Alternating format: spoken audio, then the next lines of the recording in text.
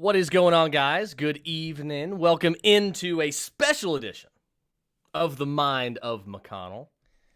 We're going to be doing a live draft here in just a minute. I'm in a 10-team SuperFlex league with a bunch of other podcast hosts.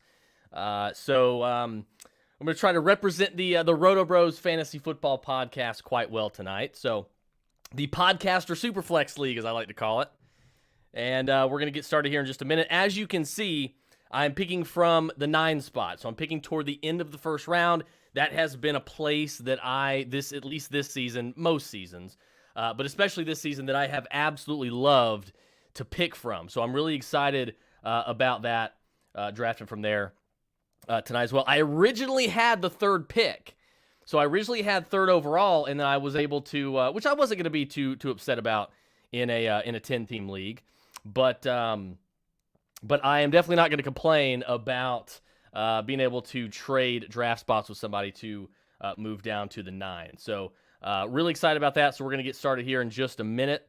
I'm not the commissioner, so we're just waiting on the commissioner to get started. So a lot of you, if you listen to the show, the Roto Bros Fantasy Football Podcast, if you're in the Fantasy Lounge, the Roto Bros Fantasy Advice Lounge, which you can see scrolling across the bottom, check that out.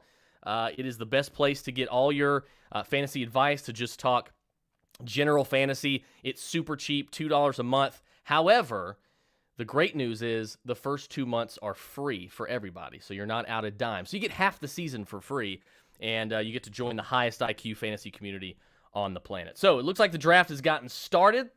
So let's see how this turns out. I will try to answer some questions for you guys. I see some comments rolling in. I'll try to answer questions as we go along here, but I kind of got to switch off of tabs, so I may not be able to get to them all. But I will do my best. So somebody asked, what was the compensation to swap? There was no compensation. It was just a straight up, hey, do you want to switch draft spots for the entire draft? They agreed, and there we go. So I got my preferred draft slot. I wasn't gonna be upset drafting from the 3 spot, 3rd overall, but definitely would prefer 7, 8, 9, 10, and then in a 12-team league, I prefer 9, 10, 11, 12. That is definitely my preference. So we're getting started here. Hopefully we don't have. Hopefully everybody shows up, because I would hate for this to be a draft full of auto drafters. That wouldn't be fun. So we're going to give this just a second here and see who is taken off. I assume we can all agree it's going to be Christian McCaffrey. Just a little bit of background on the league, by the way. The league is going to be SuperFlex, so it's SuperFlex. It's QB, 2 running backs, 3 wide receivers, 2 flex, tight end, kicker, defense. I know, kickers and defense. I'm not huge on kickers and defense being in fantasy, but alas, here we are. So those will be my last 2 picks, obviously. So I'll give that strategy away. But yeah, so it is a SuperFlex PPR. So looking forward to that. That's what I prefer. Me personally, I love the 2 tight end leagues being SuperFlex as well. Obviously, McCaffrey off the board there. Looks like the first pick was auto draft, so that's not an ideal start here. Definitely not looking to wait very long. So hopefully these guys show up, because I like drafting. Obviously, nobody likes drafting against a bunch of auto drafters. So hopefully these guys will get it together here. Let's not have a back-to-back auto drafts here. All right, so it looks like Eris is part of Slump Buster. I've been on the Slump Buster Fantasy Podcast as well, so you guys definitely check those guys out. Great guys over there. So we'll see how the Slump Buster guys do tonight. But this is definitely of all the redrafts that I've done this league, I would say probably 98% of them I've been doing from the 9, 10, 11, 12 spots, whether it's 10 or 12 teams. So toward the end of that first round is where I prefer, because I'll go ahead and tell you, usually my first 2 picks, I like to go into a draft, and I talk about it all the time on the show and in the Fantasy Lounge. my first 2 picks, I'll go into a draft with a strategy, which is fine throughout the first 2 rounds. And I'm like running back. That's the tried and true. It works. I'll get into that more as we get into this draft and as we go along. But for me, running back is always where I start, at least when I'm starting from a draft spot where I'm at now. Now, since this is super flex, a lot of people, they are going to take quarterbacks early. It is what it is. I'm not one of those people that believes in that you have to have a dominant a top flight quarterback in super flex.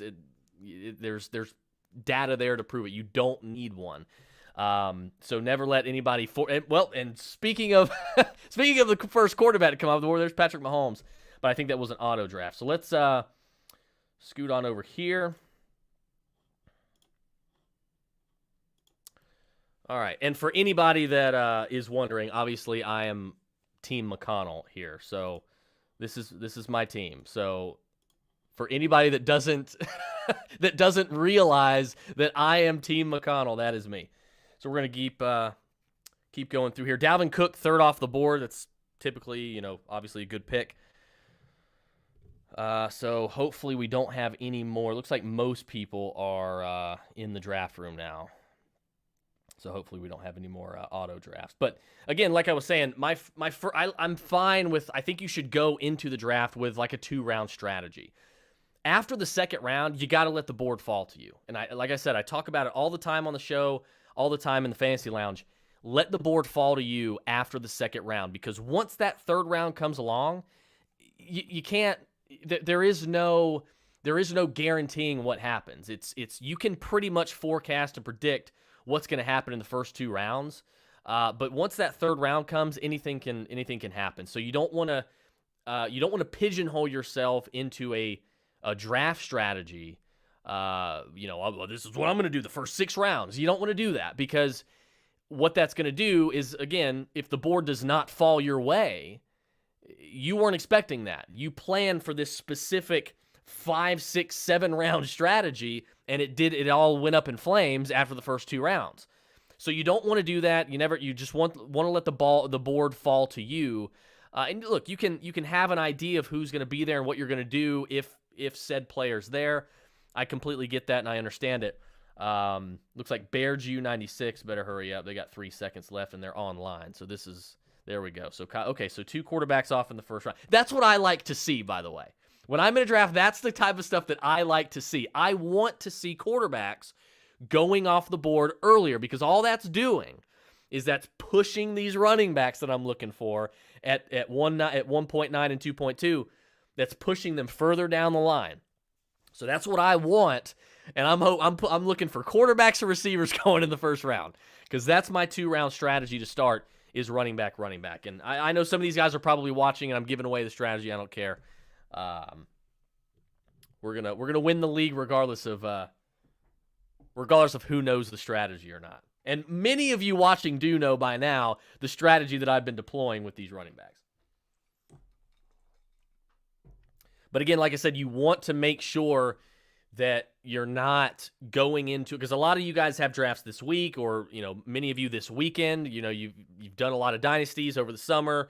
You've done a couple redrafts over the last few weeks, and now you're kind of coming into the home stretch now that preseason's over and getting the rest of these leagues done. So remember, don't go into the draft saying, well, I'm going to go running back, quarterback, wide receiver, tight end. Like, don't do that, because it's a horrible strategy. You don't know who's going to be there. You're not forecasting 7 rounds ahead of time. So don't do that. It's bad. It's a bad strategy. So go into the draft with a 2-round strategy, because that's where you can pretty much forecast who's going to be there. And I don't care how many mocks you do. A lot of people like to mock and try to figure out, okay, this is who is probably going to be there in the 6th or 7th round. And they're pinpointing specific players as opposed to positions. And that really gets you in trouble, because like I said, it pigeonholes you into this strategy that could very well end up going up in flames.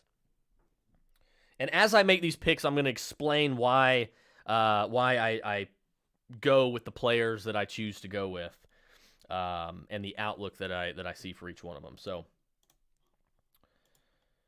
2 picks away. 2 picks away. Let's check on some comments here. Hopefully none of those are in league join this stream. So I actually did. I invited them to this stream. So I thought that'd be cool. They can kind of watch the live stream happen. So some of them are watching. So they have heard what I'm planning on doing here. But that's okay. That's okay. We will adjust as necessary. Is this a random Superflex join, or do I know any of these guys? No, it's not a random Superflex join. This is the second year of a we call it the Podcaster SuperFlex League. So it's a bunch of other guys that like me that host their own podcast. All right, so we are up here. So Saquon Barkley, 1.9. Okay. I've got him as my running back 4 this year, as my RB4. I was not expecting Saquon Barkley to be here.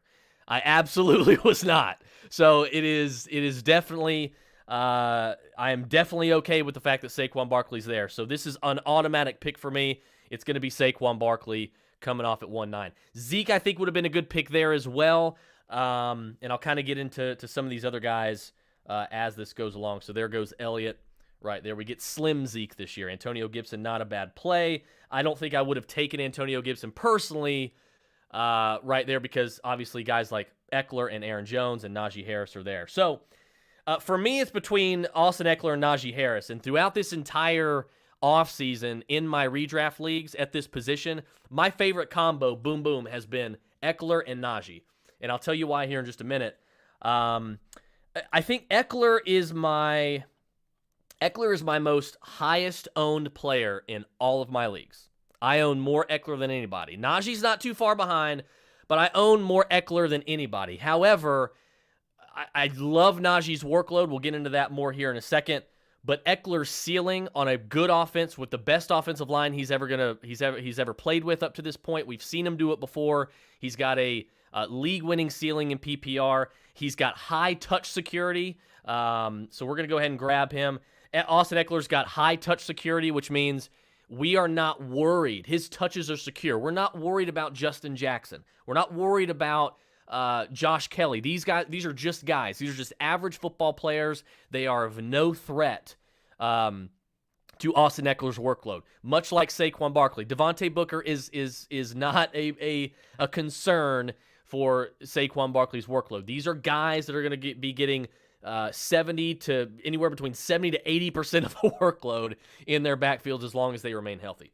All right, so like I was saying with Eckler, he's got that high ceiling. He's got that league winner. And so what I'm thinking when I'm in these drafts, I'm like, what guys have a high touch security, are getting a massive amount of the work, which guys are going to score a lot of points, and which guys have the highest ceiling. To me, there's some people that would say, well, I would take Nick Chubb over Austin Eckler. I'm going to tell you why that's a mistake. We have probably seen the best of Nick Chubb from a fantasy perspective. Nick Chubb is going to be great. He's probably going to be a fantasy RB1. But he'll more than likely be, anywhere from like RB8 to RB12.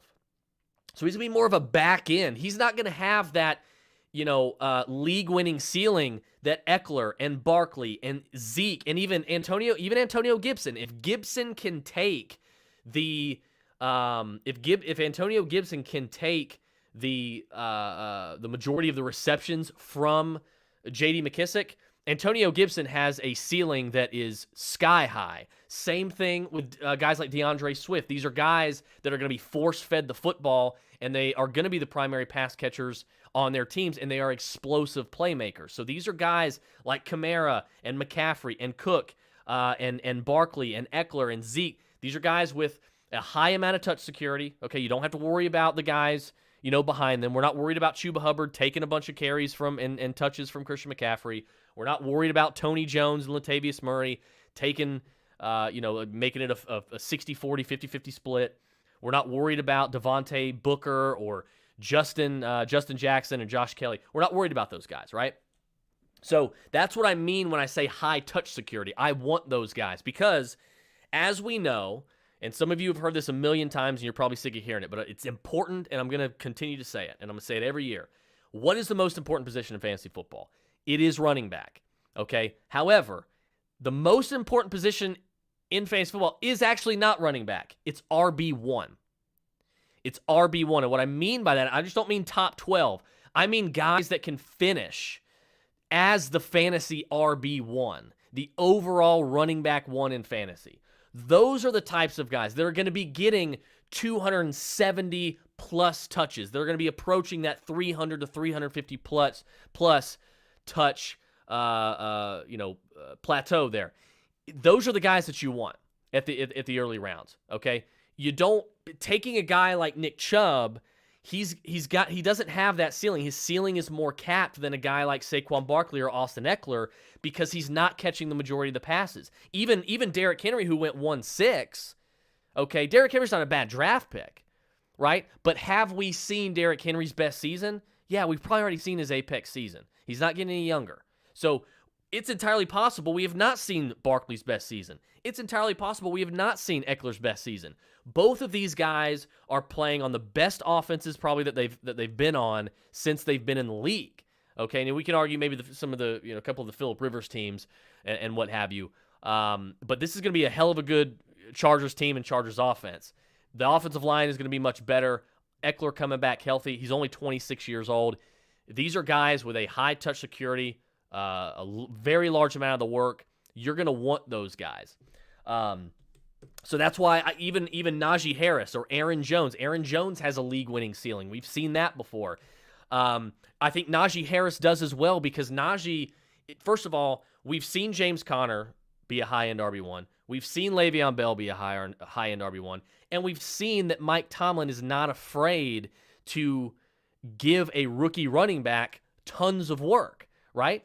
So we know that Najee is going to get 300 touches, probably more. I think he's going to be approaching close to 350. And if you go back and look at all of the running backs, we'll take last year, for example. If you go back and you look at all the running backs that finished in the top 12, what do the vast majority of them have in common? The vast majority of them, okay, have a crazy amount of touches. Now, Alvin Kamara only has 187 rushing attempts compared to 312 for Dalvin Cook and 378 for Derrick Henry. But what's the main difference? The difference is in PPR, the difference is the targets and the receptions. Okay, Alvin Kamara had nearly 40 more receptions. Alvin Kamara had over 50 more targets. So that's why Alvin Kamara was last year's RB1 in fantasy, in PPR, right? So this is the type of thing you have to look at. I love Jonathan Taylor. I do, and he's going to, he had 39 targets, caught 36 receptions. But Nyheim Hines is going to be the main pass-catching running back in that backfield. So Jonathan Taylor's not a bad first-round pick in your fantasy draft. He's obviously a fantastic early second-round pick, but you don't want to take him third overall because he probably does not have the ceiling. As long as Nyheim Hines is healthy and on the field, he probably does not have that ceiling, okay, to give you that return on investment, okay? Saquon Barkley at 1.9, Saquon Barkley, it's essentially guaranteed that if as long as he stays healthy, he's going to finish better than RB9.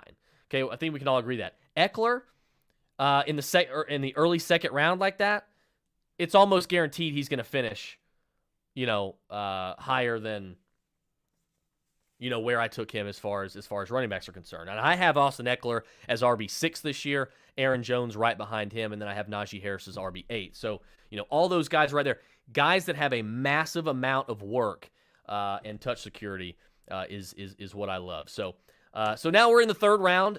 We've had the first two tight ends come off the board, so that's Kelsey and Waller.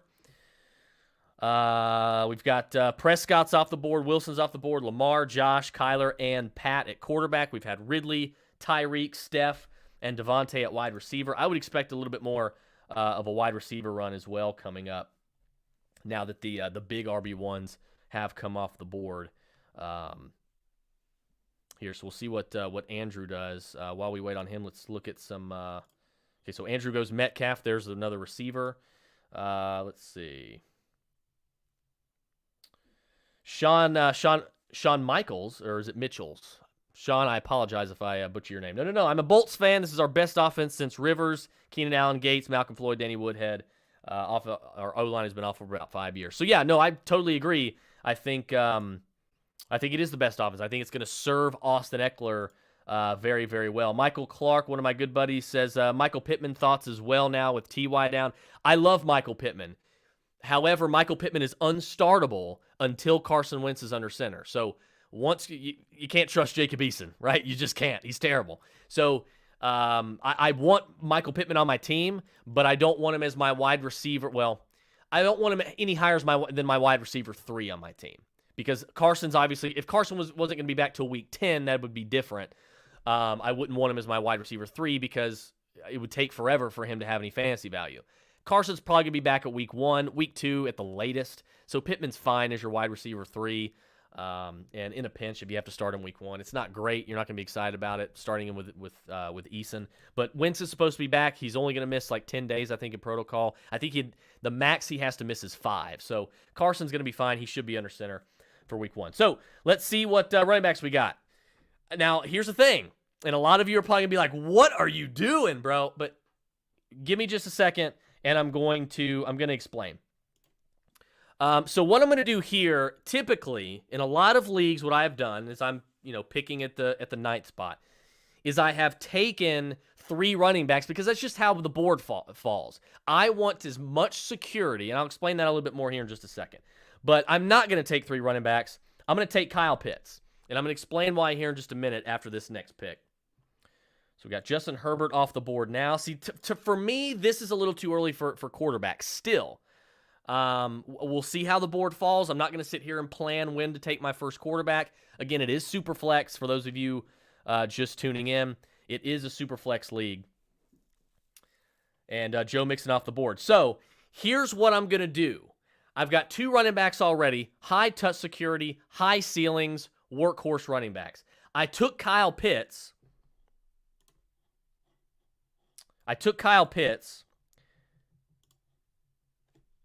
In the 3rd round.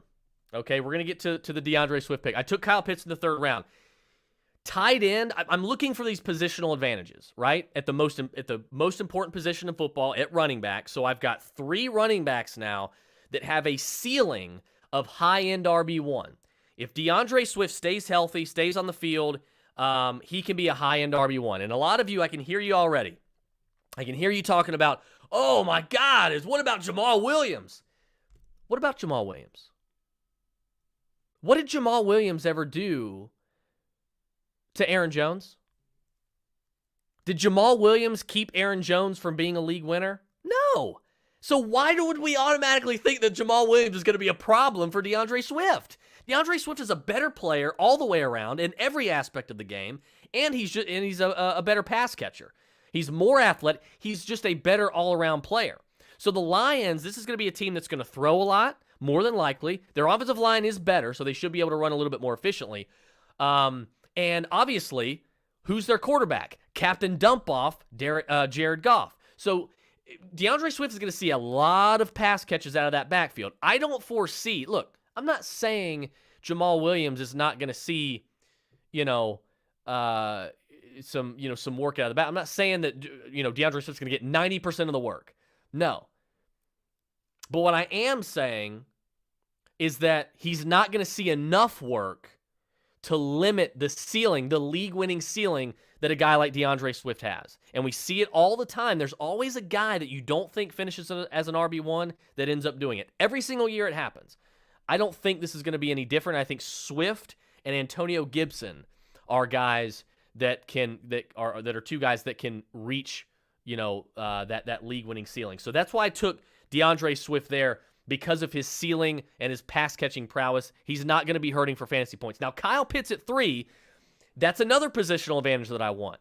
We know that Kyle Pitts is going to be used all over the field. We know this, right? So since we know this, I'm going to pull up something here that I want you guys to realize here. I saw this today. If I can find it here. And it seems to be eluding me. Oh, here we go. No, that is not it. Hold on just a second while we wait on these guys. Okay, here we go. And this is per Clutch Fantasy. This has nothing, by the way, this has nothing to do with being an Atlanta fan, okay? It has nothing to do with being an Atlanta Falcons fan. It has everything to do with a positional advantage at tight end and having the greatest tight end prospect of all time. There has never been a tight end prospect that from a complete standpoint, a complete package, that has been better on paper than Kyle Pitts. From a measurable standpoint, from a skill set standpoint, from an athleticism standpoint, from a tape standpoint, from an on-field talent standpoint. Put all of that together. Tony Gonzalez wasn't as good. Antonio Gates wasn't as good. Noah Fant, TJ Hawkinson weren't as good. And not even Vernon Davis. Vernon Davis is probably the only other one that even comes close. Okay? Kyle Pitts is in a league of his own when it comes to that. So if we are going to expect, everybody's talking about, rookie tight ends, they never do it. This isn't just a rookie tight end. This isn't just a guy like Max Williams or Hayden Hurst, a tight end that was drafted in the first round. This is the greatest tight end prospect we've ever seen. So if we are going to lay money down and bet that a rookie tight end breaks the rookie tight end record or has this wide receiver one-ish scoring season from the tight end spot, what player better to bet on than the greatest tight end prospect we've ever seen, right? I have him as tight end 2 this year. I do think he scores just as much, if not more, than Darren Waller. But I think 3 and 4, it's between Darren and Kyle. Flip a coin because that's what it is. So here's the thing. I want to mention this. Darius Slayton had 48 receptions, 740 yards, and 8 touchdowns as a rookie. He had very similar second-year stats. 50 receptions, 751 yards, and 3 touchdowns, okay? And he's now going undrafted. If Kyle Pitts matches Slayton's rookie year, it will be one of the best rookie tight end scoring seasons ever. Darius Slayton is probably Kyle Pitts' floor. Think about that. And that is why it's so valuable at tight end to get a positional advantage, because what happens after Travis Kelce and after Darren Waller? Sharp decline. We all love TJ Hawkinson this year because of the volume he's probably going to get. We all love George Kittle because he's one of the best all-around football players in real life. The problem, the reason I don't want to hear George Kittle's name as in the positional advantage in fantasy at the tight end position conversation anymore is because now he is competing with targets with Deebo Samuel, a blossomed Deebo Samuel, a blossomed Brandon Ayuk, with a rookie with what's probably going to be a rookie quarterback the majority of the year, who I love. I love Trey Lance, but he's a rookie quarterback. He's learning. On a run-heavy offense that just traded up in the 3rd round to draft Trey Sermon, they're going to want to get him his touches. When George Kittle was a positional advantage, when George Kittle was doing these amazing things in fantasy at tight end a few years ago, he was the only one. There was nobody else. There wasn't a Deebo Samuel, a blossomed, established Deebo Samuel. There wasn't a blossomed, established Brandon Ayuk. Okay? There just wasn't. So there's no reason to take George Kittle, in my opinion, over Kyle Pitts or Darren Waller or even TJ Hawkinson, because Hawkinson is going to see more volume than almost any tight end in the entire league. Their wide receiver 1 right now is who? Amon-Ra St. Brown, Quintez Cephas, Tyrell Williams. Look, I love Amon-Ra St. Brown is one of my breakout players this year. But I mean, I don't think he's breaking out like Justin Jefferson. So it has nothing to do with being an Atlanta fan. It has everything to do with gaining a positional advantage at running back and tight end. So that is why I have enjoyed going 3 running backs in Superflex and taking Kyle Pitts at typically in the 4th round. But I didn't know what the guy at 12 was going to do, or at 10 was going to do. And I didn't want Kyle Pitts to not be on the board at that point, because after that, then I would have to fade tight end and wait for like Robert Tonyan later on, and he's not going to be a positional advantage at tight end. He's not going to score, like a wide receiver 1 in fantasy. Travis Kelce will, Darren Waller will, and probably Kyle Pitts will as well. All right, so one more pick before me. Let's see what we got. I'm not going quarterback yet. Now I think it's time. I need to try to go after wide receiver. I need to try to get my first wide receiver, and so is Joe Morley. So I don't know what he's going to do here, but he might be on auto draft because he is not online. So if we filter all here, Joe Burrow is the best player on the board according to Sleeper. So we'll see if Joe gets in here to make a selection, or if he ends up taking. Okay, so they took Hawkinson, so maybe he has a draft queue set up. All right, so it's easy for me. I'm taking Amari Cooper here at wide receiver. He's a top 10 wide receiver for me this year. You guys know, a lot of you guys know that listen to the show. Mark and I fully expect Dak Prescott to win MVP, comeback player of the year. I think Dallas is going to absolutely rip through the NFC East. I think they're going to win 12, anywhere from 12 to 14 games. I think they're going to be I definitely think they're going to be a Super Bowl contender. I know the biased fans laugh if you want. The guys that hate Cowboys, the Cowboys, I get it. But let's be real for a minute. The Cowboys are going to be damn good, and Amari Cooper, Dak Prescott, CeeDee Lamb, Ezekiel, they're going to be a part of that in that offensive line. So Amari Cooper, for me, I'm happy with him as my wide receiver 1, and we'll look at wide receiver here as well, wide receiver 2. I already see who my wide receiver 2 is going to be in redraft, and this is easy for me. This is easy. Julio's there, DJ Moore's there, Jamar Chase has been struggling, but this is a guy that has been tried and true, right here. He's been tried and true. Everybody doubts him. Everybody thought that who is this guy? Stephon Diggs is better. He just did. The only thing he did was outplay Stephon Diggs nearly every single year they played together. Okay? Now, Adam Thielen obviously is not the alpha anymore. It is Justin Jefferson. But Adam Thielen was a wide receiver 1 last year. Now, a lot of people are going to say, oh, well, he was buoyed by touchdowns. I don't care. I don't care what you're buoyed by. I care about your production. I don't care if you're scoring, if you're a top 10 wide receiver on targets alone. I don't care. I don't care how you're doing it. I just want you to do it. Adam Thielen does it. If this was Dynasty, I would not have taken Adam Thielen. It is redraft. It doesn't look like it went through just yet. So let's add him, just to be safe, let's add him to my queue. I don't know what the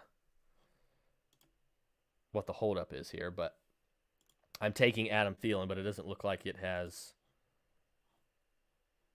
gone through just yet. So let's try this. Let's put me on auto pick. There we go. Okay, I'll force it. I don't know what was going on there, but I'll force it. Okay, so Amari Cooper, Adam Thielen. So now, okay, let's review the first 6 rounds here. Okay, Adam Thielen in the 6th round, it's a steal. It is criminal. It is disrespectful to Adam Thielen in redraft. Okay. 2 RB1s, a guy that has a high RB1 ceiling in DeAndre Swift, and RB2 at worst. Kyle Pitts, who's probably going to score at the tight end position as a wide receiver 1. Amari Cooper, who's more than likely a wide receiver 1. And Adam Thielen, who is a wide receiver 1 when healthy. These are guys that are, I have done nothing here but get guys that are going to be massive target hogs. Okay? Now, I like CeeDee Lamb a little bit more than Amari Cooper this year. I have him ranked higher. If they were both on the board, I would have taken CeeDee Lamb. He wasn't there, so I took Amari. But I think both of them are top 10 wide receivers. I think Dak, to me, Dak is the number 2 fantasy quarterback this year. Like I said, I think he wins comeback player of the year. I think he wins MVP. Let's go to some comments here. Jody Platt, Josh Ross, I think he meant Evan Ingram, who holds the rookie record for tight end production. Yes.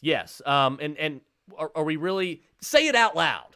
Kyle Pitts is going to break Evan Ingram's record. It doesn't sound so crazy, does it? Kyle Pitts is, and that's another one. Evan Ingram was essentially a wide receiver coming out of college. He was a tight end in name only, just like Kyle Pitts. But Evan Ingram wasn't half the player on the field and half as good of a player as Kyle Pitts is. We know that. That's a fact. There's no argument about that. Okay, so if anybody's going to do it, it should be Kyle Pitts. Let's see here. Sean says it's a 10-man league. I'm ready to see these deep sleeper picks. Oh, you'll be ready. You're going to be excited for this. It's going to be fun. It's going to be fun. Josh Ross says Darius Slayton's rookie year is irrelevant to Pitts. It's not irrelevant to Pitts because, again, you have to think by stat line. What's the worst that Kyle Pitts could be? That's about the worst that Kyle Pitts is going to do right there. Right? He's a red zone machine. Julio's gone. So he gets all that volume that a healthy Julio had, okay, and he's a starting tight end. Now, they're going to be running a lot of, 2 tight end sets, but I'm telling you right now, there's going to be a lot. We're going to see a lot of 12 personnel from the Falcons. But Kyle Pitts, it is absolutely relevant. So I don't know what you mean by that, Judge. It's absolutely relevant. If you look at what is the worst that Kyle Pitts is going to do, what's the worst stat line that odds are that he's going to put up if healthy? It's about where Darius Slayton is, right? With the volume and the targets he's going to see and the way he's going to be used. Arthur Smith said last week, Thursday or Friday, they're going to be moving him all around the field trying to create mismatches. Okay? So he's not going to have any shortage of usage. So if he's healthy, yeah, it is relevant. All right, somebody said, and it takes way too much draft capital for Kittle. It does. Kittle's getting overdrafted. Kittle's getting drafted like he's Kittle of yesteryear. He's not. You can't even really.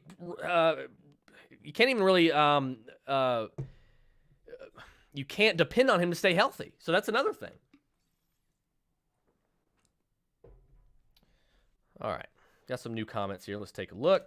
What do you think about Julio? I don't mind Julio. I don't have a lot of shares of Julio. I have very little shares of Julio this year, mainly because I don't know what this offense is going to do without Arthur Smith. We don't know if it's going to be any worse. We don't know if it's going to be any better. It's probably not going to be any better, even with A.J. Brown and Julio Jones. But I don't have much of Julio Jones. I'd rather have A.J. Brown. But at the price, I don't have, and the players, not just the price, but the players that are around them that I would rather have. I don't have much Julio or A.J. Brown this year.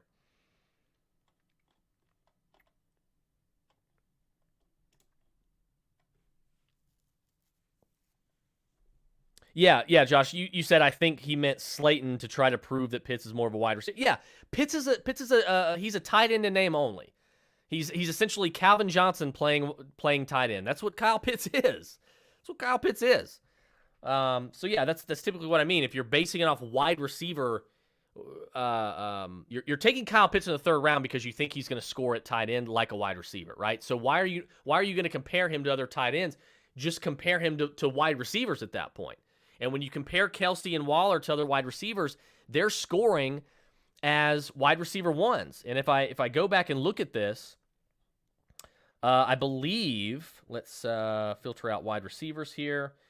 Travis Kelce last year scored as wide receiver 4.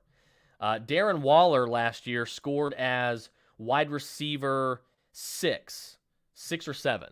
So look, if that type of production is coming from your tight end spot, a position that is a steep drop off like that, yeah, you have to take advantage of that. And I think I'm doing so with Kyle. Jason Van Hughes, hey Chris, how do you feel about Deebo Samuel this year? I don't mind Deebo Samuel. I don't have a ton of shares of him because I prefer Brandon Ayuk, and I'm not going to own both of them on a run-heavy offense. So Brandon Ayuk, I've liked Brandon Ayuk more from the get-go. All right, so we're in the 7th round. Let's take a look at, I don't have a quarterback yet. Let's take a look at quarterbacks.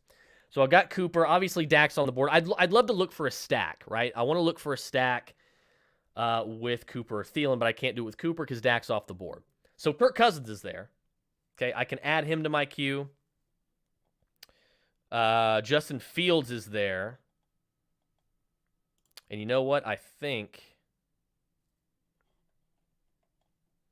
what I may want to do here is look at one of those two guys. Now I love Joe Burrow this year, so it would be really, really hard to pass on Joe Burrow.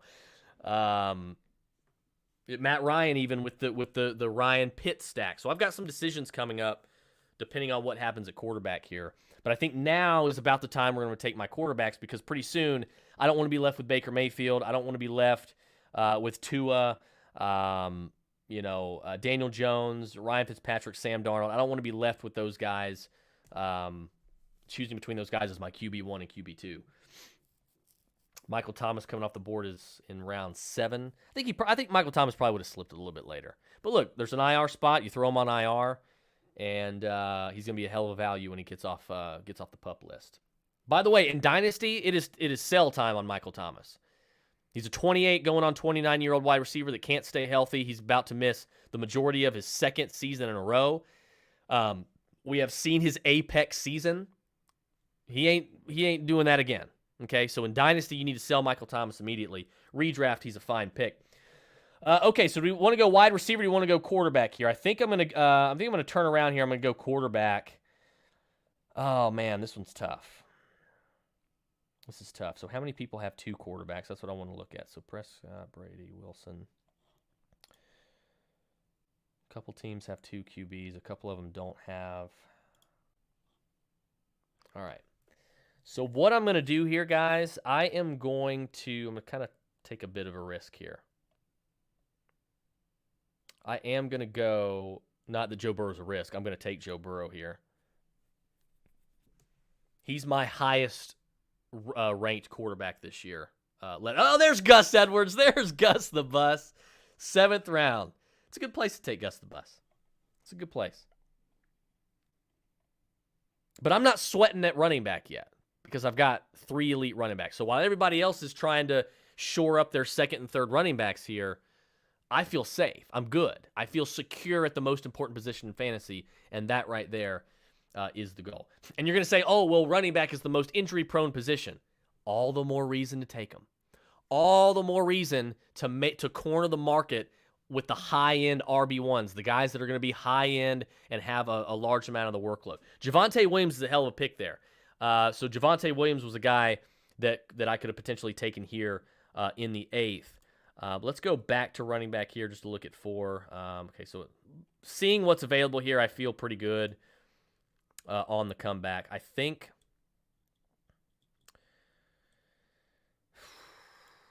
I don't know where I want to go here. Let's look at receiver.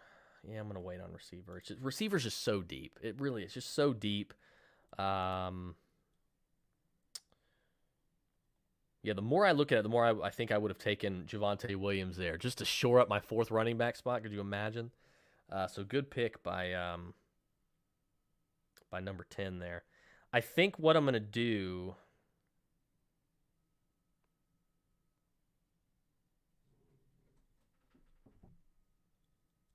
Yeah, in Superflex, I just don't want to be hurting at the most important position.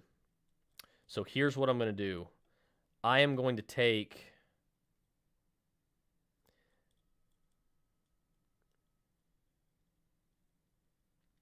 It's coming down to the wire. It's going to be either Kirk or Justin, and I don't know. There's a lot of leagues where I've gotten them both. They're my QB1 and QB2 because Justin's ceiling is so high. He's got that Cam Newton RG3-ish rookie ceiling. But I do want to stack, and I'm going Kirk Cousins. That was the tiebreaker for me. It's not the tiebreaker was not, oh, Justin Fields is not going to start week 1. I could care less about that. I'll start a running back or wide receiver in my Superflex week 1 if need be. If I owned Justin Fields. The reason that I took Cousins, the tiebreaker there, was number 1, Cousins is going to be a borderline QB1. He just is. He's going to be anywhere from probably QB 11 to QB 13, 14. Okay, so he's going to be a borderline QB1. He's going to put up plenty of numbers with Justin and Adam Thielen. And in doing so, I got the stack, which stacking is important to me, especially in best ball, but really in all kind of season-long leagues. I love to have at least one stack. So that was the tiebreaker for me. I had Adam Thielen, so now I got the Cousins Thielen stack for the year. So now it's going to get interesting. Starting the next round in round 9, it's going to get interesting what we're going to do next. So let's go to some comments here. Let's see. Thatcher, yeah, you were up in 3 picks, plenty of good wide. Yeah, wide receiver is the deepest position. Okay, that's why I will never, ever, ever, ever, ever go wide receiver heavy in the early rounds, because the drop off from high end RB1 to RB2 is a lot steeper than high end wide receiver 1 to wide receiver 2. Okay, Cooper Kupp, wide receiver 2. We've seen Cooper Kupp be a high end wide receiver 1. So, you don't have to go wide receiver super early. You don't have to go 0 RB. The 0 RB and the hero RB strategies, I could not be more against them. And I'm going to tell you why. I'll explain why. Because let's say that you took, let's say you deployed the hero RB strategy. Okay? Wide receiver, wide receiver, wide receiver. I don't know, first 3 rounds, whatever. Or maybe wide receiver, and then you took J.K. Dobbins, okay, to be your hero RB. Your staple running back, your number 1 guy. Well, guess what? You wait 3 more rounds to get another running back, and now your second running back is Chase Edmonds or James Conner or, let's look at some here. Raheem Mostert, Melvin Gordon, okay? Damian Harris. Guys that are in heavy committees, okay? They do not have high touch security, so you're always going to have to wonder, is he going to be taken off the goal line? Is he going to be taken off the field in between the 20s? I don't want to worry about that. I don't have to worry about that with Swift. I don't have to worry about that with Eckler. I don't have to worry about that with Saquon Barkley. Maybe a little bit Eckler, but Eckler's never really been a goal line back. You go back and look at his season, he was not, of all the guys that finished in the RB1s, he was well below running backs that got amount of goal line touches. So Eckler doesn't always get a huge amount of goal line touches, but it doesn't matter for him. He's sort of an outlier because he catches so many passes. So he makes up for that. So it doesn't even really matter at the end of the day. All right, so Gaskin, Sermon off the board. Gaskin's a good pick. I think Gaskin's a good pick.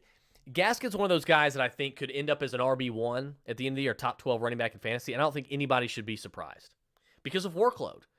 Unless Malcolm Brown or, Salvon Ahmed, or even Jared Dokes, who seems to be making a name for himself, make a big splash. I don't see them having a huge workload, I don't see them eating into his workload at all, unless Gaskins is hurt or just doesn't, play very well to start. But Gaskins going to get a lot of work.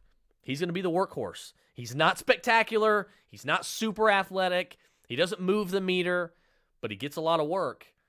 And for that, look, what do I always say on the show and in the fantasy lounge? Chase the volume with running backs and chase the touches with running backs, chase the targets with wide receivers. That's the rule, and tight ends.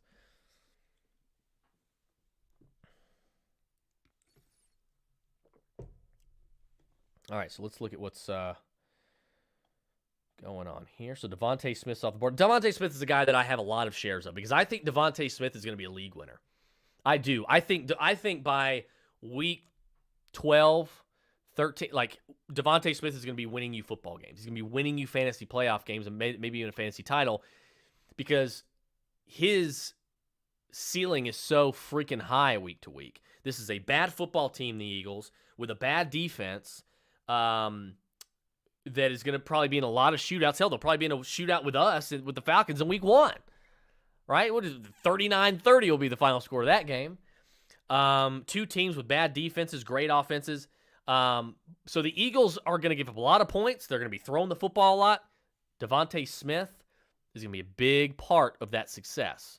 And I think he's another reason why I like Jalen Hurts this year to be a QB1 because he has that, not just because he has that rushing floor, but because he's going to be throwing the football a lot.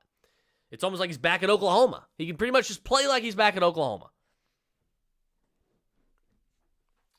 All right, so Juju's off the board. Not really a target for me per se.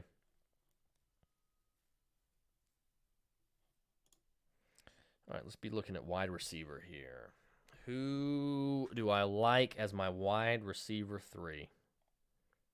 Definitely not Laviska Shenault. That's for sure. I'll tell you right now, I do not like Laviska Shenault. I know there's a lot of you guys out there that love Laviska Shenault. I am not an LSJ fan. He is not the type of guy that is going to get a lot of volume. He's just not. He'll be in real life. I want a guy like him on my football team, not in fantasy, because those guys do not produce high-end fantasy seasons. They are not consistent week to week. Zach Meyer says, "Hey, watch your mouth. We added Steven Nelson to the lineup opposite Darius Slayton." I don't know how good that's going to do, Zach. Especially against Kyle Pitts, and Calvin Ridley, but we'll see. We'll see. Somebody just said Swift has Jamal Williams there. So here's the thing. I mentioned that before. Swift has Jamal Williams there. That is true. But guess what? Aaron Jones had Jamal Williams there. And what did Aaron Jones do? Jamal Williams never affected Aaron Jones' ability to be a high-end RB1, to be a league winner, to catch passes in the backfield. So why do we all of a sudden think that it's a death blow for Deandre Swift? Why? Like, I don't, from a skill talent standpoint, I'll tell you right now, Deandre Swift, he's a more skilled football player all the way around than Aaron Jones. He is a more skilled football player individually than Aaron Jones. So all he needs is that offense to be even semi-running back friendly. They got Penei Sewell. Offensive line is supposed to be really good, so they should run the ball a lot better. There's not a lot of great wide receivers taking, a bunch of the volume. You got Captain Dump-Off Jared Goff as your QB. Well, what's not to like for Deandre Swift? Everything is set up for Deandre Swift to have a high-end fantasy season. All right. I don't want to get distracted here. Cortland Sutton, DJ Chark off the board.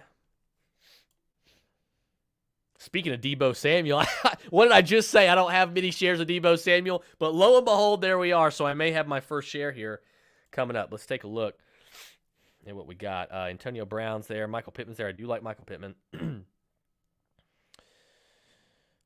Darnell Mooney.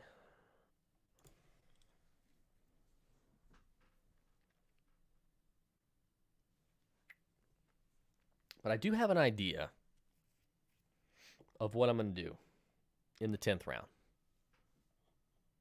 I have a little bit of an idea. Just a little bit of an idea of what I'm going to do in the 10th round. If he's there. I don't know if he's going to be there. He very well may be. Well, I don't know if I want to take the risk of him not being there, and I'll explain why. Some of you might be a little confused at why I may be about to do what I'm about to do. I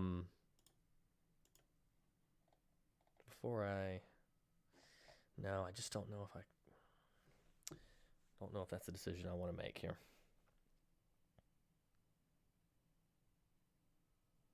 Screw it. I think it is a decision I want to make.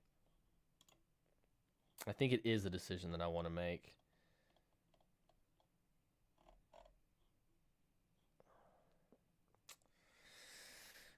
Let's see. I am mulling over taking Justin Fields here. I'm going to tell you why. Because what do you see? I want that Justin Fields ceiling. I want that Cam Newton rookie year, RG3 rookie year ceiling at quarterback. I want that. Justin Fields has that. Justin Fields is going to be the starter. Feed Andy Dalton to Aaron Donald and Jalen Ramsey in week 1. Do it. And then bench him. Justin Fields is going to be on the field extremely soon, within the first 3 weeks. So, for me, I can lock up my quarterbacks here, be completely done with it. And this is not something that I've even done a single time this offseason, not this early. But the reason I'm thinking about doing it is because the guy in front of me, or the next guy, only has one quarterback, and he picked him way back in the 3rd round with Justin Herbert. He may be hoping Justin Fields with that ceiling is sitting there, okay? And if I wait and I take somebody else here at 9, he may not be there at 10. And then I gotta look as my 3rd quarterback. I'm depending on another rookie with a ceiling that probably isn't as high with Zach Wilson or Trey Lance, at least in the first year. Sam Darnold, who I don't like at all. Roethlisberger's there, but there'd be no guarantee that I would get him late. So yeah, I'm gonna play the strategic card here. This is strictly a strategical play, but it's a strategical high upside play. And I'm going to take Justin Fields here. 3 straight quarterbacks, that is not something, that is a first, maybe ever. Like, that is not something that I have been doing very often at all. So he didn't have a tight end, so he took his tight end, he took Robbie Anderson. So that's good. That actually worked out because I wanted Deebo Samuel anyway at wide receiver, but I didn't want to take Deebo Samuel before Fields because I figured that he might take Fields there. Maybe he had no plan to take Fields. I have no idea.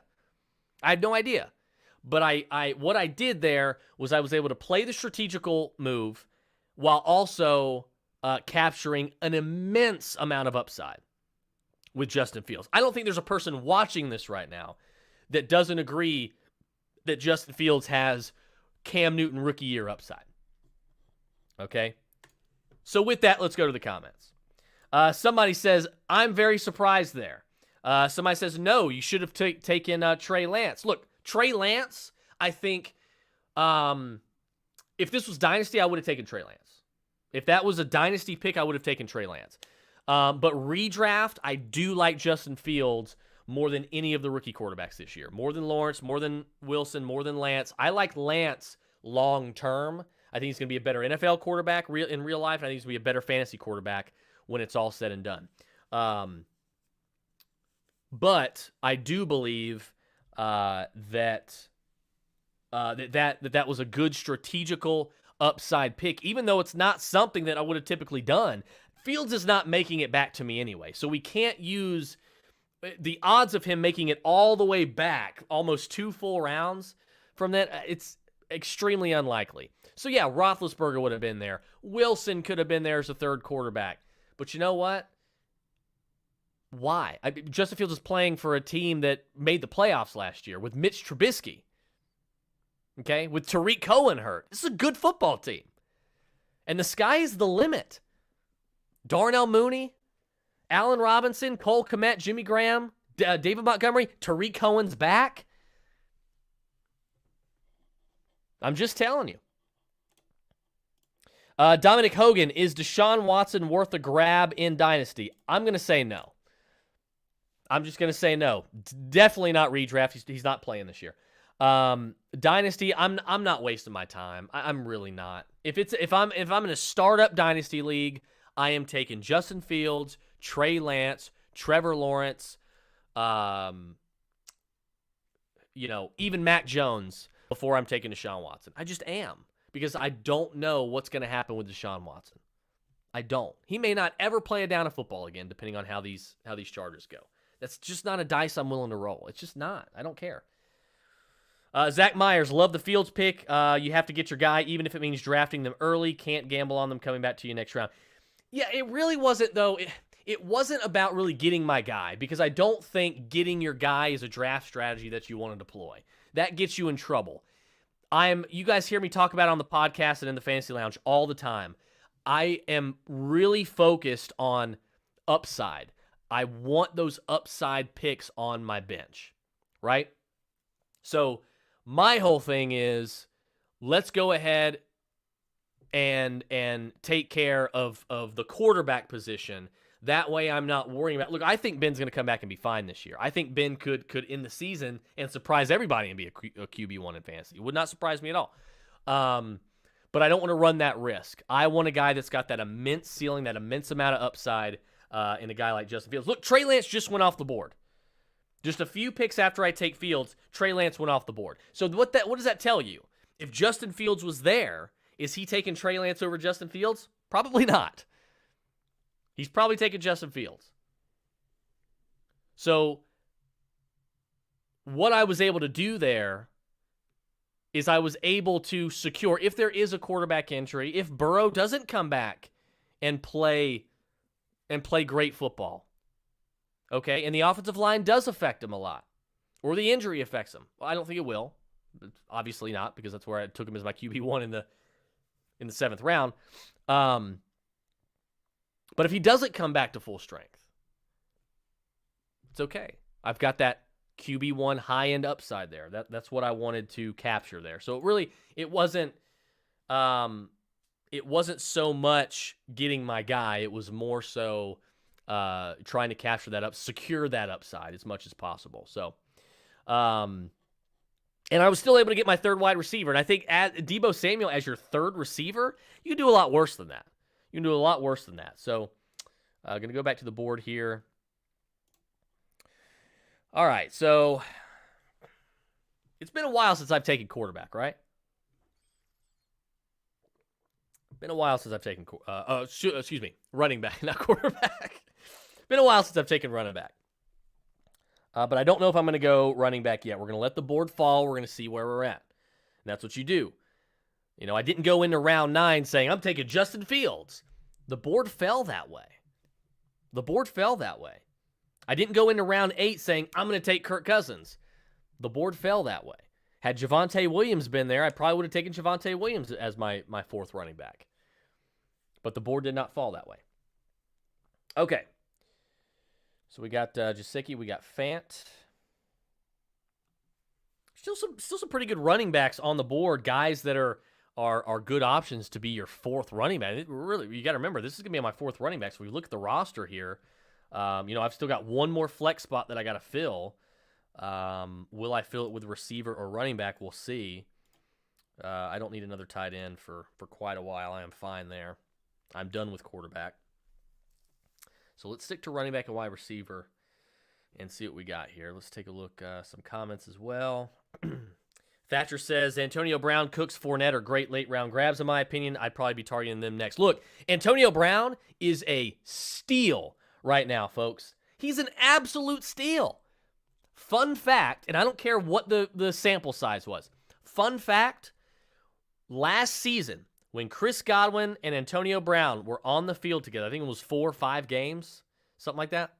When they were on the field together, Chris Godwin and Antonio Brown outproduced Chris Godwin across the board. Think about that.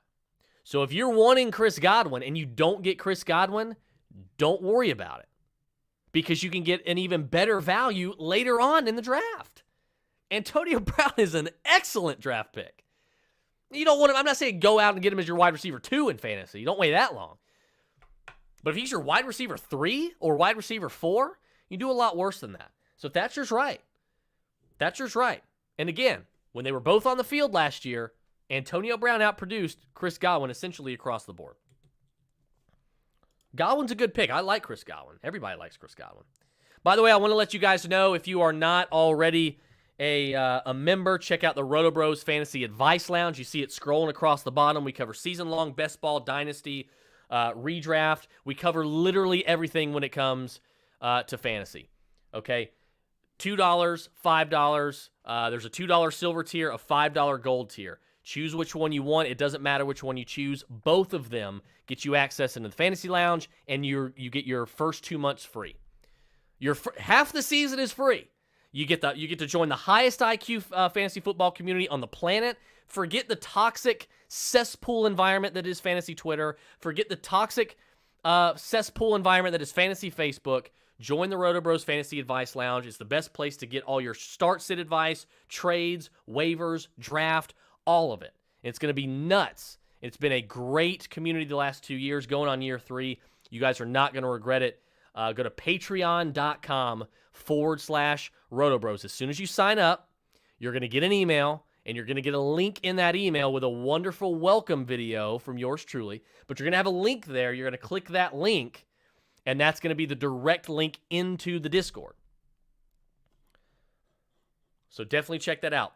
Patreon.com/RotoBros. Okay, so I am back up. It has been a while since I've taken a running back. So where are we going to go here? I'm going to tell you where I'm going to go.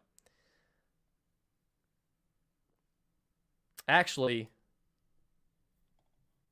here's what we're going to do. We're going to go Leonard Fournette. I trust him more than Zach Moss. He's a better football player. He's on a better offense. He's probably going to score more points. I'm going to take Leonard Fournette here. That's my RB4. Leonard Fournette is my RB4. I'm down for that. I can get into bed with that all day long. But watch what's about to happen here. As long as it doesn't happen with this pick. Boom, here it is. Kenyon Drake.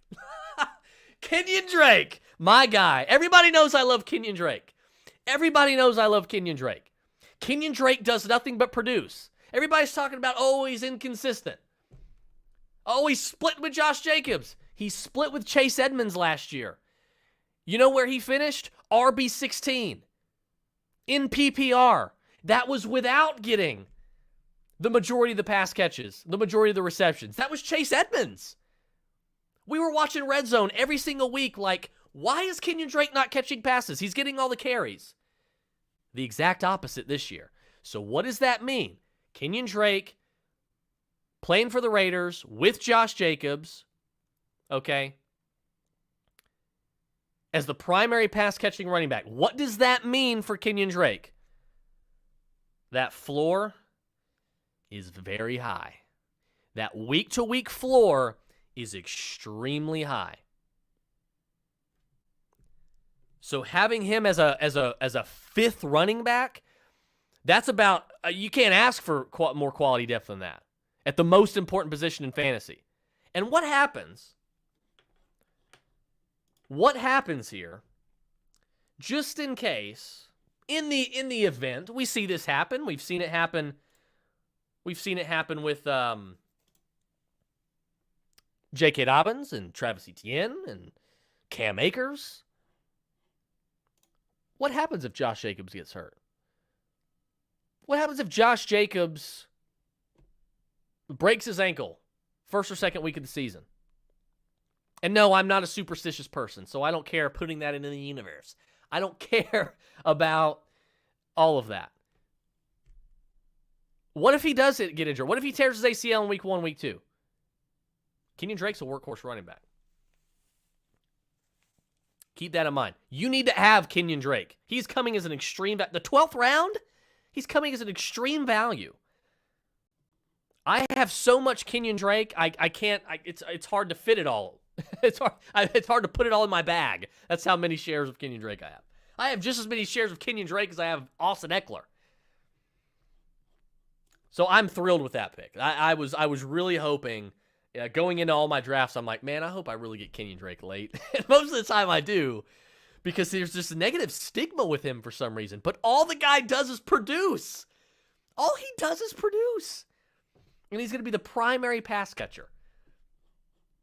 So I'm thrilled with it. All right, let's see. You have to account for that upside, though, that Detroit won't provide. Okay, so somebody's talking about the DeAndre Swift pick. You have to account for that upside, though, that Detroit won't provide. Why won't they provide it? What about this Detroit Lions offense says they won't provide the upside for a running back? What? Because they're not going to score like the Bucks? I don't care about that. I don't need DeAndre Swift to score touchdowns to be a valuable fantasy football running back. To have an extreme return on my investment as my RB3. I don't need touchdowns. I need pass catches. Who's his quarterback? Captain Dump-Off, Jared Goff. Captain Jump Goff. That was a dad joke. I shouldn't have said that. I shouldn't have said that. Captain Dump Goff. Shouldn't. That's a dad joke. I'll see myself out. No, but like, there's nothing about it. They're going to be throwing a lot because the defense is probably going to be great. They're going to be throwing a lot to keep up. That's good for DeAndre Swift because they don't have. It's not like they have Devontae Adams or Julio Jones and A.J. Brown. T.J. Hawkinson's going to lead the team in targets more than likely. You got a rookie wide receiver, Amon-Ra St. Brown, probably going to be your wide receiver 1. Tyrell Williams is probably washed up for the most part.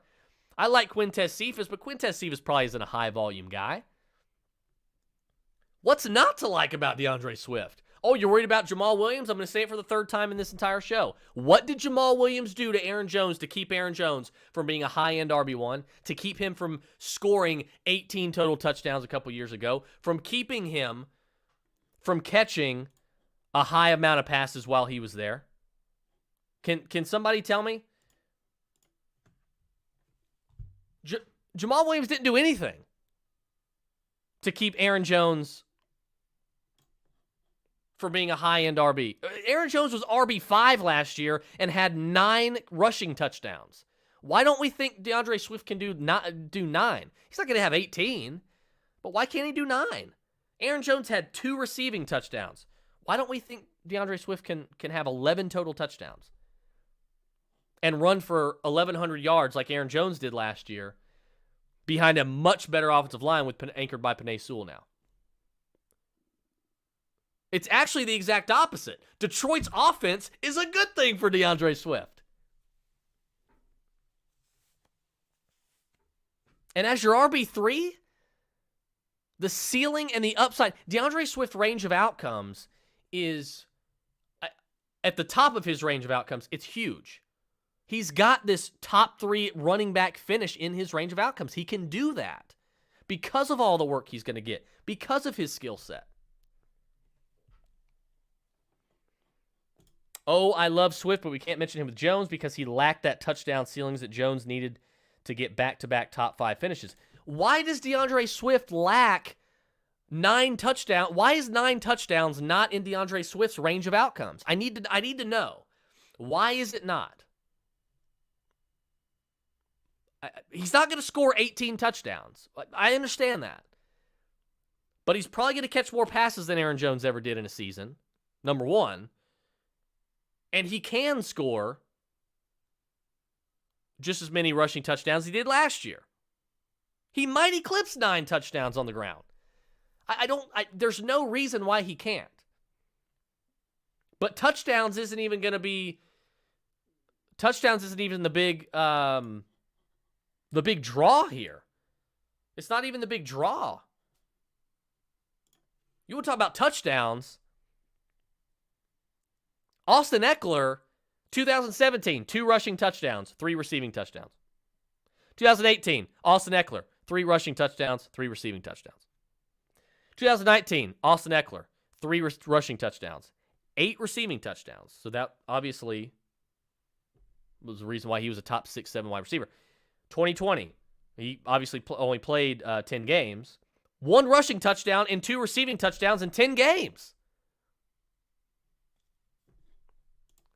DeAndre Swift can do what Aaron Jones did last year and finish as an RB5.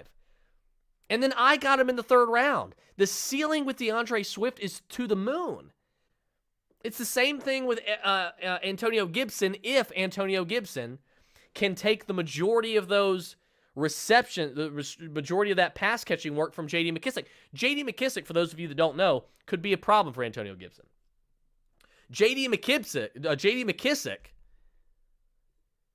led the NFL at running back in targets, more than Alvin Kamara. He was 2nd in the NFL behind only Alvin Kamara in total receptions.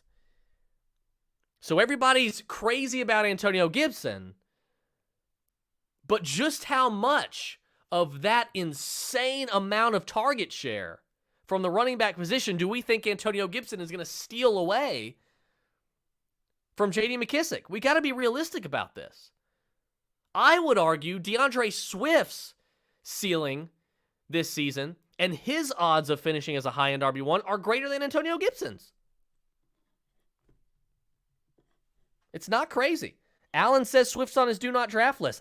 Why? Why are you scared of the upside? Why are we allergic to this upside? You can't be allergic to this upside, to a guy that has such a high range of outcomes, a high ceiling in his range of outcomes. A guy that's going to catch a ton of passes. Why are we allergic to all that? We got to stop with the, I don't like this guy, so I'm not going to draft him. You can't think that way. That's not how you win. That's not how you gain an edge over your opponents. You gain an edge by finding the upside. Mark and I talk about it all the time. We talk about it in the lounge. That's why the lounge is the highest IQ fantasy community you're going to find. Patreon.com/RotoBros. You see it scrolling at the bottom. You guys see it scrolling at the bottom.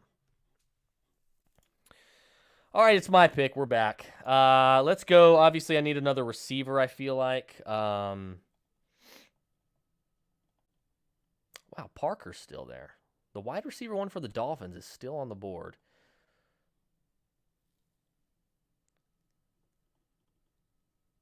And I'm going to double up here.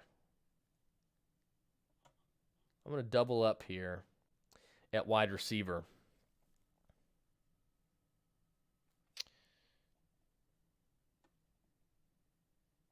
Because I've got 2 guys here that I'm really liking. Let's take a look at this roster. So we've got a few bench spots, several bench spots left. Obviously, kicker and defense will be last. That goes without saying.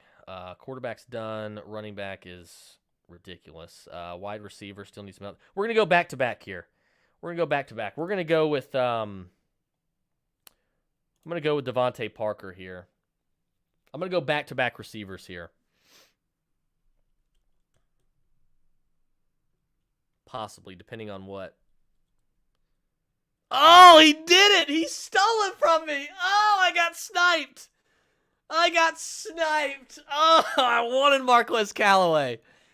Oh, I wanted Marquez Callaway so bad. Oh, I should have taken Callaway first. I wanted Callaway so bad. Not interested in Mooney or Ruggs or Hardman here. Not interested in Jones. Oh, I wanted that. Kills me. He and I are going to be having a word in this league after this draft. I wanted Marquez Callaway so bad. Okay. I'm not really worried about backup tight end. Let's go Michael Gallup. I think I'm going to go Michael Gallup here. And I'm going to take... Yeah, we're going to go Michael Gallup. I just think he's the best receiver available there. We'll go. And I'm not going to be... Look, he's my wide receiver 5. Yeah, I'm not going to be too picky about that. I can't hate... If I'm having to use Michael Gallup, there's going to be a problem. So I can't hate that pick. I'm okay with it. I would have preferred Marquez Callaway with the volume he's going to get. Got sniped. Oh, that hurts. Oh, that hurts. Oh, but it happens. It happens. Right in the chest. Right in the heart. Right in the heart. Jody Platt, Darnell Mooney, no interest. He's had a great summer. He has a great ceiling this late in the draft. Look, I don't mind Darnell, Jody. By the way, you need to get your ass in the Fantasy Advice Lounge. You and I are gonna be having a chit chat after this draft, Jody. Get you those first 2 months free. You're not going to be out anything. We're going to get you in the Fantasy Lounge. You're going to love it. Matthew Bright will tell you. Matthew and Jason are in there. They know about the Fantasy Lounge. All right. Let's see here. Wilson off the board. Singletary off the board. But yeah, no, Darnell Mooney. I like Darnell Mooney, but I just don't know. I don't think he's going to outproduce Michael Gallup. I just don't. I don't think he's going to outproduce Michael Gallup. I like Darnell Mooney more in reality than I do fantasy. I think he's a solid number 2 option with a good ceiling. But I think Darnell Mooney is one of those guys that could have a 4-catch, 125-yard, 87-yard touchdown game. And then the next couple weeks, he is 3 catches, 35 yards. And then disappears, 2 catches, 40 yards. Something like that, Like, I just don't think he's going to be a very high-volume guy. I think Gallup is going to be, I think Gallup is going to be... Yeah, Pam's in the Fantasy Lounge. She knows. I think Gallup is going to be a better pick, at least at that point, than Mooney. Now, look, if Mooney was like wide receiver 1, I'd be looking for that Fields-Mooney stack. But not really somebody. Okay, so the Bucs coming off. Bucs defense, 14th round. Look at all of these picks that we still have here. All these picks.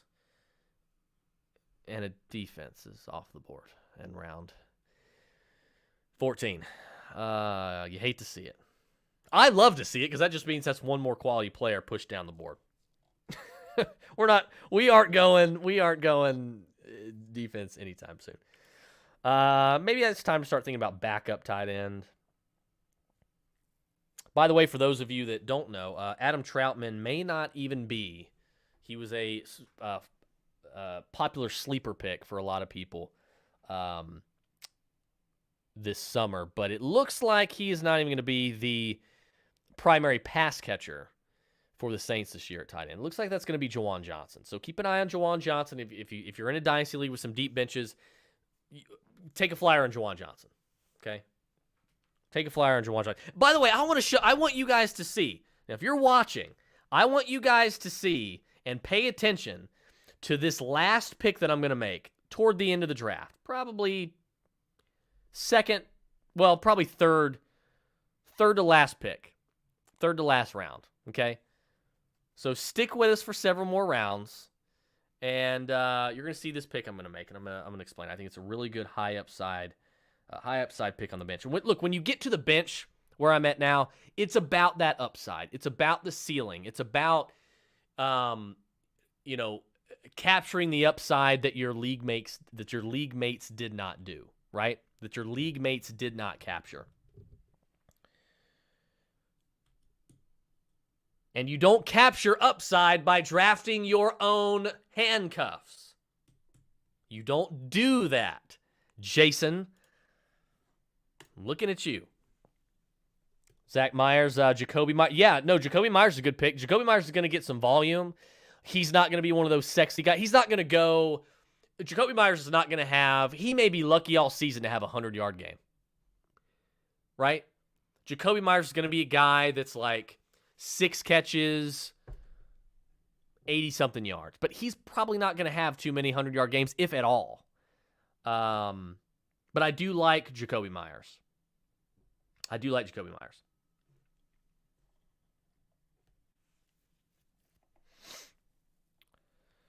All right, let's see. Thatcher says, yeah, definitely should have gone Callaway first. Hype is up on him and Traquan. Yeah, see, I'm not really huge on it. I think Traquan's more of a one-trick pony.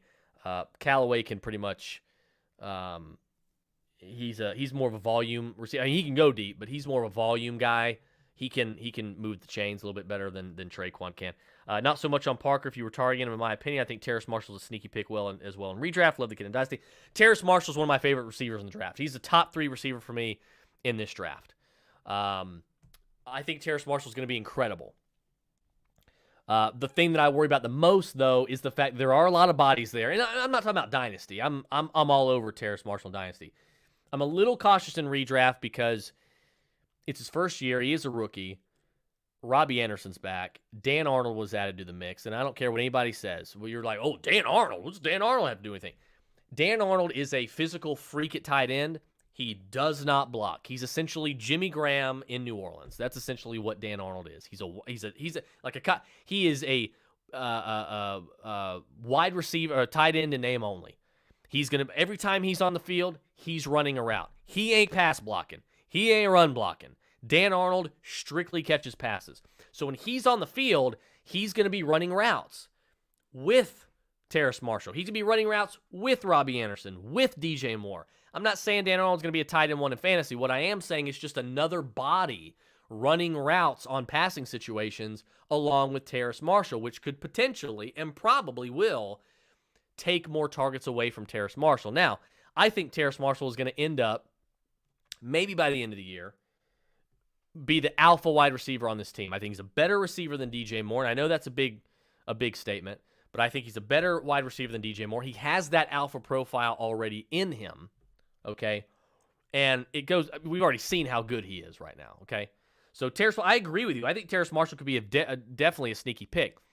But here's another thing to think about: are we really sure? Are we really sure that Sam Darnold is any better than Teddy Bridgewater? Are we sure? Because I don't know. We're all blaming everything. Automatically, we're putting all the blame on Adam Gase. He deserves most of the blame.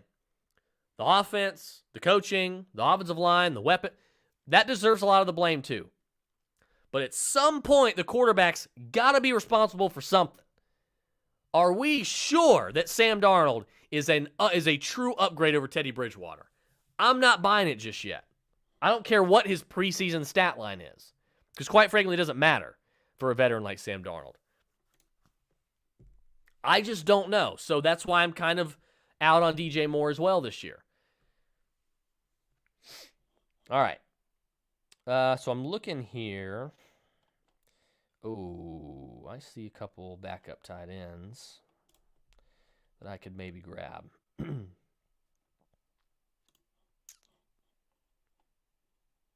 I really want to go another high-end, high-upside backup running back, but we'll wait on that because I got somebody in mind.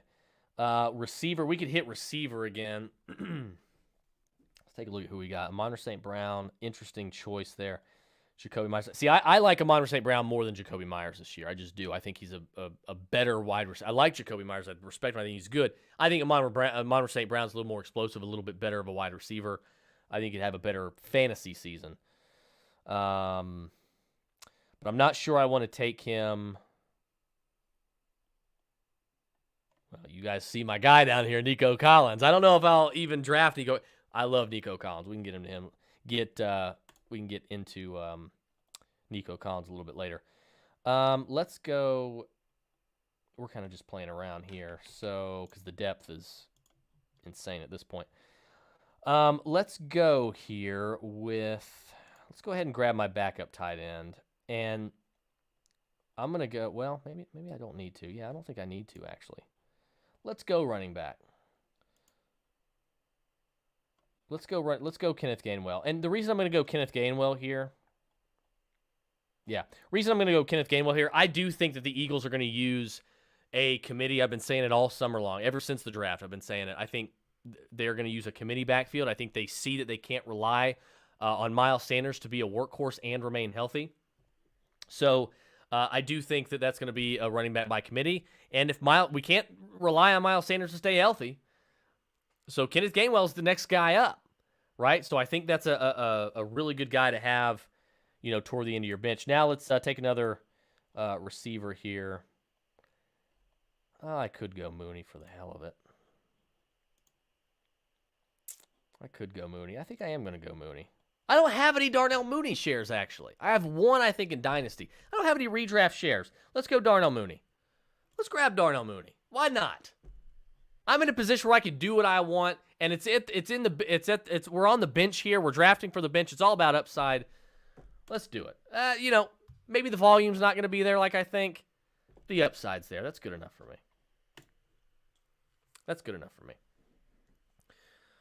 Pam Good says Adam Troutman or Dan Arnold. I'll stick with Troutman for now. However, unless Juwan Johnson's available, Pam. If Juwan Johnson's available, I would drop Adam Troutman for Juwan Johnson. I just would. Because at that point, we're probably talking about your backup tight end, so it's not as important.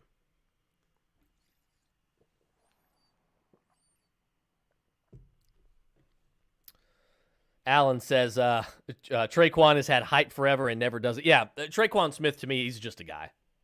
Traquan Smith is not, some talent that you have to have on your team. Marquez Callaway was the better receiver from the day he stepped on the field. He made my Lindsay list. Some of you remember that as an undrafted player. I love Marquez Callaway. I've loved him since day one. So he's always been the guy. Yeah, backup tight end premium, says Pam. So better upside, Mooney or Jalen Reagor? That's a good question. I think it's close. I guess Reagor was there. I think it is close. I can't argue with someone who says Jalen Reagor because Reagor is going to be the number 2 on a team that's going to pass a lot. They'll probably pass the ball a little bit more they'll probably pass a lot more actually than the Bears will. But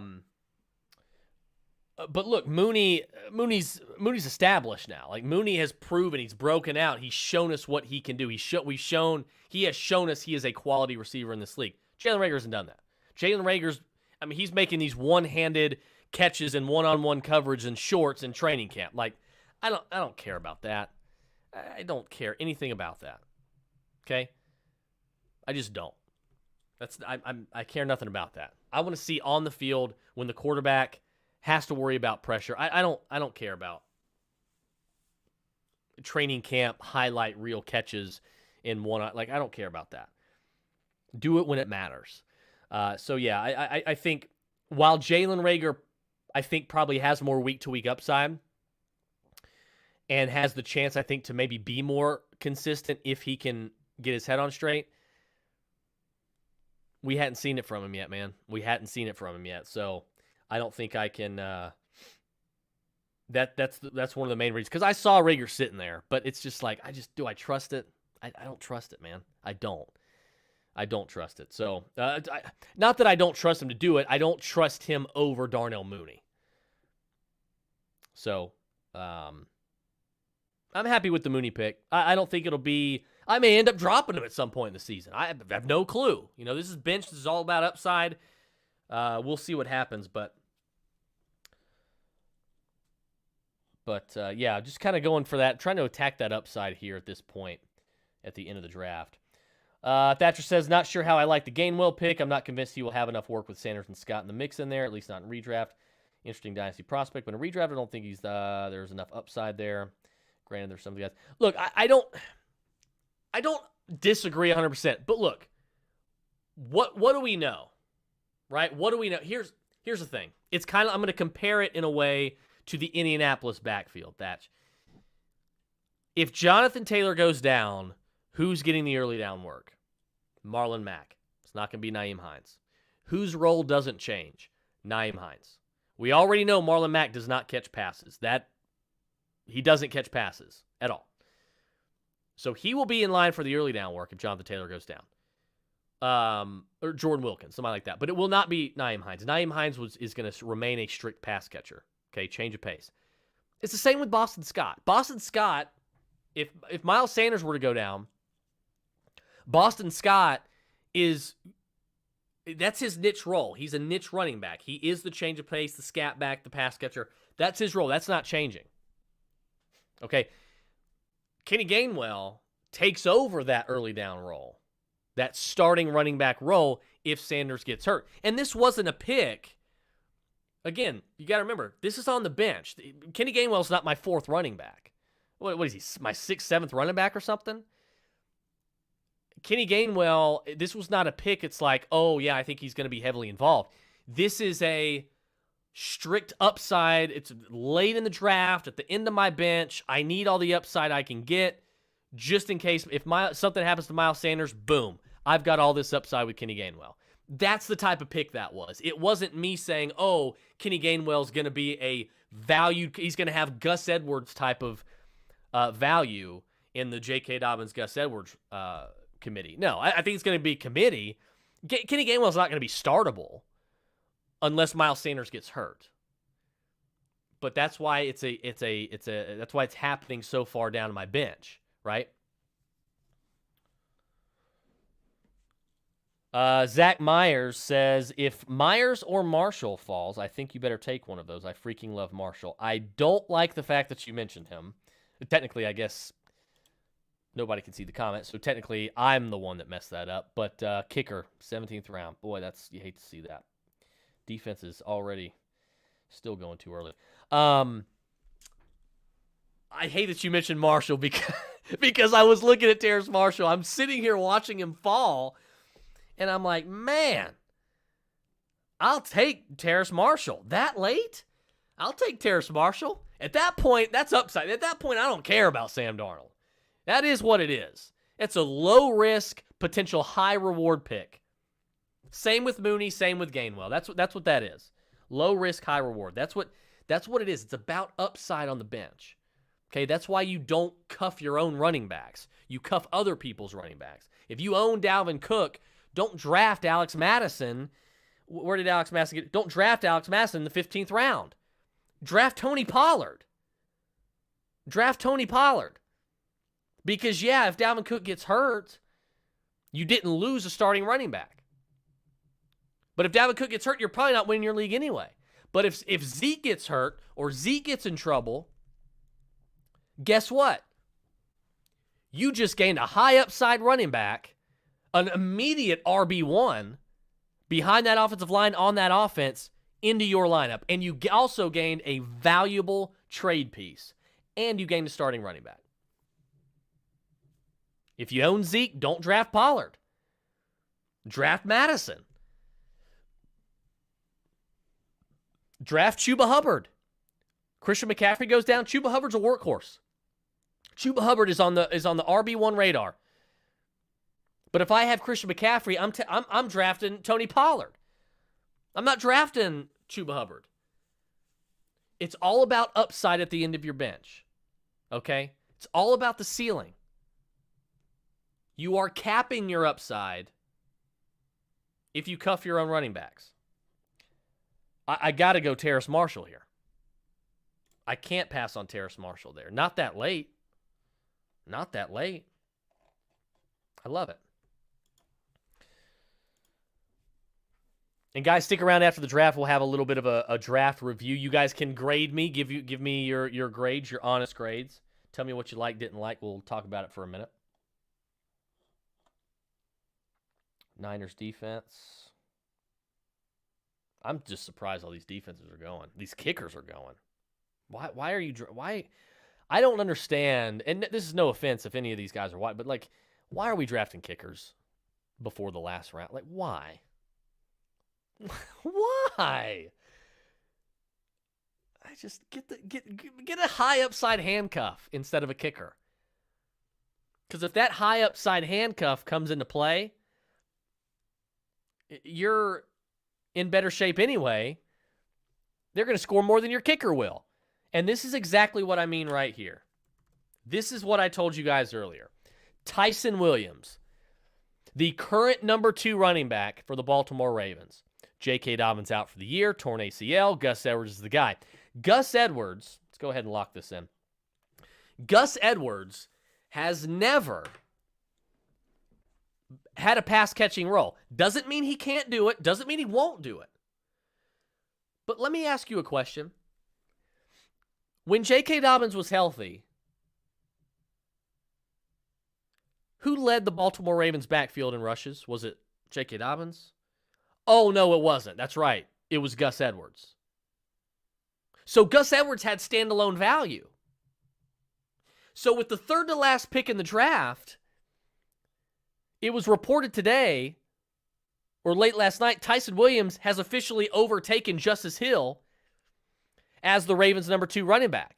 So while all these fish in your leagues are putting a waiver in for Justice Hill, you get to be the shark and you get to grab Tyson Williams. Tyson Williams may not do a damn thing this year, but guess what? What if he steps into that Gus Edwards role? What if he steps into that Gus Edwards role? He's got standalone value. This 6'1", 225-pound running back who is decently athletic as well, all of a sudden has standalone value. Where are you going to find that in the 18th round? So if you've got drafts coming up, target Tyson Williams late. You can do a lot worse than that. You can't really do a lot better this late. All right, so now it's kicker defense time for me. Who really cares, right? Bucker's not going to be there. Let's look at defense. I'm not taking the kicker before defense. Look at all the great defenses left. The Browns, the Broncos, the Colts. The Dolphins, the Chargers. Are you kidding me? Like, this is why you don't. This is why you wait on defense, folks. There's too much there. There's too much there. All right. Let's see here. Somebody says, these are your podcast buddies. Ask them why they're drafting kickers. Oh, I'm going to ask them. There's a lot of early kicker defense picks there. Take Broncos if they fall. Zach, you read my mind, buddy. That's twice now. You've read my mind. That's who I was on. I don't think they'll be there. But hell, how many defenses have come off the board? Nearly every team's drafted a defense. Okay, nope, there they go. Speak of the devil. I don't really care what defense I get. It is what it is. I'll probably stream defenses anyway. Thatcher says, I'd rather Hubbard there more than Williams as a high upside running back pick. Both are 2, but Hubbard has better talent on a better team in running back fantasy.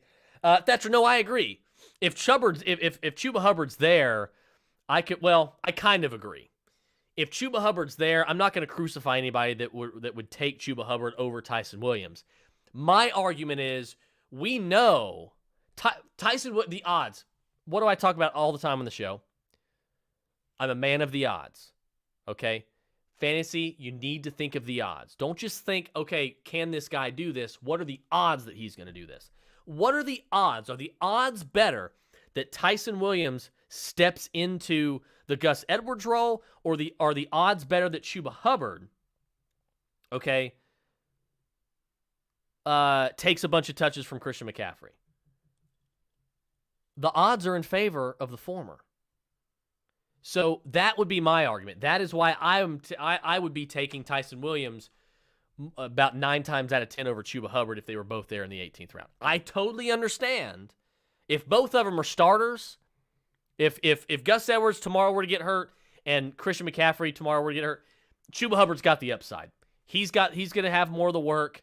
I completely agree. Chuba would be. But what are the odds, which one, at this late in the draft, which one is going to have standalone value? What are the odds that Tyson Williams has more standalone value this season than Chuba Hubbard? They're a lot higher right now. And so that's why I would opt for Tyson Williams. But again, I'm not going to argue with anybody. If Chuba Hubbard's there, I'm not going to argue with anybody taking Chuba Hubbard because I completely understand. It's a completely rational choice to take Chuba there. All right, here. Let's see. Waiting on my defensive pick, guys. Waiting on my defensive pick. While I'm at it, Thatch, I have been trying to recruit you to the Daggum Fantasy Lounge for a long time, and I want you in it. I'm going to give you the first 2 months free. You're not going to regret it. Every single person in here, Bright and Pam and Zach and Jason, they're all in there. You too, Alan. We need you guys in there.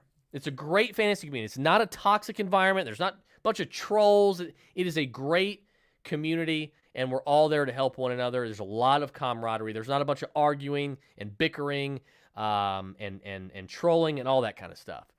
So definitely check that out. Again, patreon.com/RotoBros. It's scrolling across the bottom there. You're going to become a better, smarter player. You're going to learn a lot of great strategy, and not just in traditional season long, in managed leagues. You're going to learn in best ball. You're going to learn in DFS. We're printing money in the DFS channel. I've posted an FSA. I've showed you the screenshots of these winnings. Just 2 weeks ago, we had a guy win $1,000. That same night, one of my best friends won $400. I won $10,000 last year. The night before my birthday, I won $10,000. That is a true story in NBA DFS. We are printing money in the DFS channel. So if you play DFS, again, join the RotoBros Fantasy Lounge, patreon.com/RotoBros. You will not regret it. I promise you. And your first 2 months are free. You're not out anything. Okay. Defense we're looking at here. Chargers defense going to be nasty. I'm going Chargers defense. I'm going to stream defenses for the most part anyway, so I don't really care. So kickers. Who am I going to go with a kicker? These are the stupid decisions. I hate making this decision. Who do I want as a kicker? I guess I'll go with Matt Prater.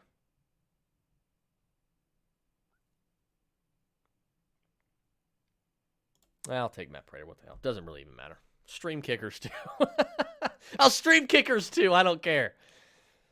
Okay, so there we go. There we have it. Draft is pretty much over. So first round pick, we'll go down quickly. Saquon Barkley. Second round, Austin Eckler. Got two high-end RB1s with high touch security. Third round pick, Kyle Pitts. Got the positional advantage at tight end. The guy who should put up wide receiver 1 numbers in the tight end spot. Deandre Swift in the fourth round. Another workhorse running back with an extremely high league-winning ceiling. Amari Cooper as my wide receiver 1 in round 5. I'm not going to argue with that at all. Adam Thielen, who's it seems like a perennial wide receiver 1 in fantasy, in the 6th round is my wide receiver 2. It's something I've never done before. 3 straight quarterbacks. But that's how the board fell.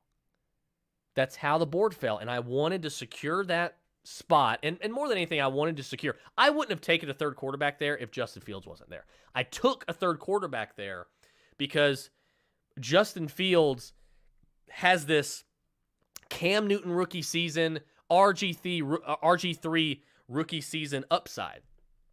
And I didn't want to let that pass me by. Especially if he starts scoring on average week to week more than Kirk Cousins does. Or Joe Burrow for that matter. Deebo Samuel is my wide receiver 3. I think he could do a lot worse than that. I don't have a lot of shares of Deebo, but I'm not going to be too upset about it.